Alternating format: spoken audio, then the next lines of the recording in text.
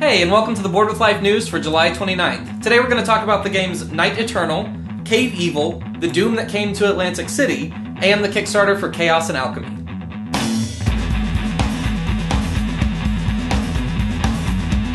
Hi, I'm Chris, and this is Board with Life News. Each week we break down the top stories that are happening in the world of board gaming and tabletop.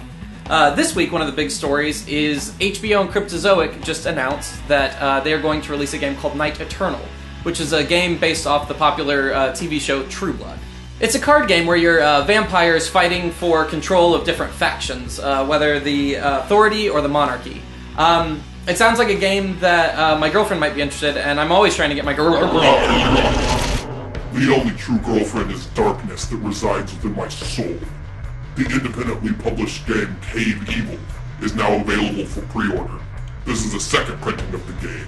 It's limited to 420 copies. 420 copies. In Cave Evil, you play a necromancer, battling other necromancers and demonic evils that wait within the dark pits of hell. I don't actually know if it's in hell, I just said that because it looked cool. The game actually has gotten pretty good reviews, and it's an interesting limited run. It's certainly not a game like much else that we've seen. So if you're at all interested in that, you should hop on the pre-order because it's $75 instead of the $90 for retail. And again, this is the second printing. It's the last printing they're ever doing, and it's limited to 1,000 copies. Oh. Sorry, that was... Sorry, that was weird. So now we're going to move on to kind of sad news. It's about a game that was kickstarted about a year ago called The Doom That Came to Atlantic City. It was a game that was supposed to be a kind of parody of Monopoly with a Cthulhu or Lovecraft theme. This week, Eric Chevalier, who is the publisher behind the game, sent out a message to the backers saying that they're out of money and the game will not exist. He promised to do everything he could to try and refund backers' money, but frankly, if you don't have the money to make the game, I don't see how you have the money to fund backers. He listed a couple of the expenses that caused the game to go under were creating a new company and moving to Portland. And it doesn't seem like people's money should have gone towards your personal fund of moving to Portland.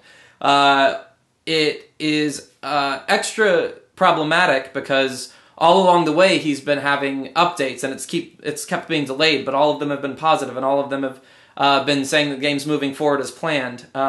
It's also dragging some industry veterans' names through the mud that designed the game or sculpted the characters and stuff like that. And from everything I can tell, they are doing their best to kind of right that ship, and that it's not their fault, it's the publisher's fault, and they just trusted the wrong person.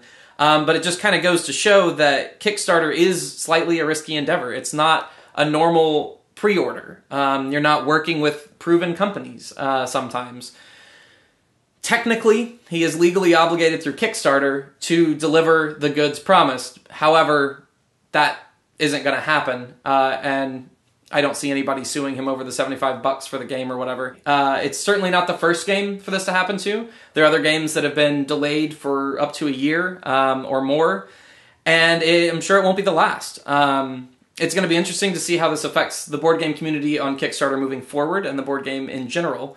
And I want to know what you guys think. Is this going to affect? Are you going to think twice about funding things on Kickstarter now? Is it kind of, a risk that you knew you were taking in funding something on Kickstarter? So that all brings us to this week's Kickstarter Corner, which I had a little bit more of a challenge this week because it's hard to follow up a segment about saying Kickstarter can be risky and that sometimes you can't get funding. So the game that I chose this week is called Chaos Alchemy. It's a game produced by Game Salute. They are a very proven game manufacturer that uses Kickstarter. I think they've had 24 successful campaigns on Kickstarter. They also have a Game Salute guarantee that not only guarantees that you'll get the game, but that you'll get the game that they promise. So if you get the game and you don't like it, or the components are not up to quality or anything like that, you can return it within 30 days and they'll give you your money back.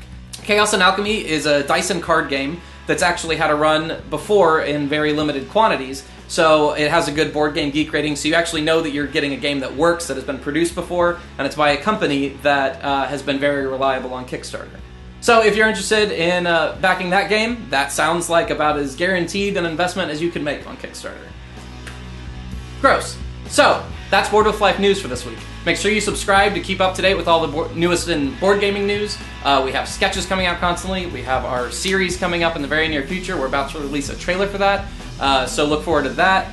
We've got an interview with Jerry Hawthorne, the designer of Mice and Mystics, coming up. Tons of great content. Make sure you follow us on Twitter and subscribe on Facebook, or that's not the words you're supposed to be. Like us on Facebook, subscribe on YouTube. Everything. Do everything to everyone, all the time. Also want to have a shout out to some viewers of the show that have a Kickstarter going on right now for a game called Help Wanted. It's a fun, very similar to Cards Against Humanity style game, so there's a link for that down at the bottom if you want to fund that. And stay tuned. Thanks a lot, guys. See you next week.